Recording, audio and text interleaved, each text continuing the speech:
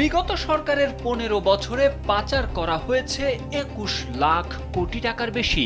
গত ৫ আগস্ট শেখ হাসিনা ক্ষমতাচ্যুত হওয়ার পর লুট ও পাচার হওয়া অর্থ ফেরানোর ব্যাপারে বাংলাদেশ সরকার উদ্যোগ গ্রহণ করে। পাচার হওয়া অর্থ উদ্ধারের উদ্দেশ্য নিয়ে বাংলাদেশ ব্যাংকের গভর্নর গত ১ বছরে ইউরোপের বিভিন্ন দেশ সফর করেন।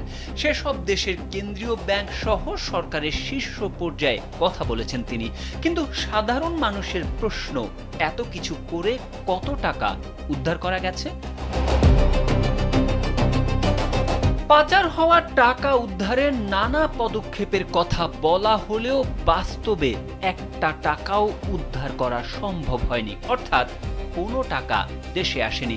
অথচ উদ্ধারের জন্য টাস্ক ফোর্স গঠন, বিদেশ ভ্রমণ, বিদেশে মামলা করার কথা জানানো হয়েছে।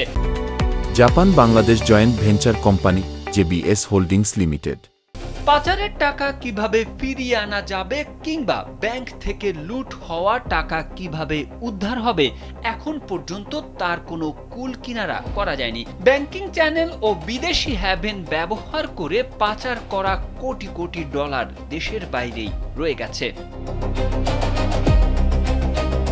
পাচারের গন্তব্য দেশ সমূহের সঙ্গে যোগাযোগ করা হলেও অনেক দেশ বাংলাদেশের অনুরোধে কোনো সাড়া দেয়নি। একমাত্র ব্যতিক্রম হিসেবে যুক্তরাজ্য সরকার সেখানে পাচার হওয়া সম্পদের মালিক বাংলাদেশের এক সাবেক মন্ত্রীর ব্যাংক অ্যাকাউন্ট জব্দ করেছে।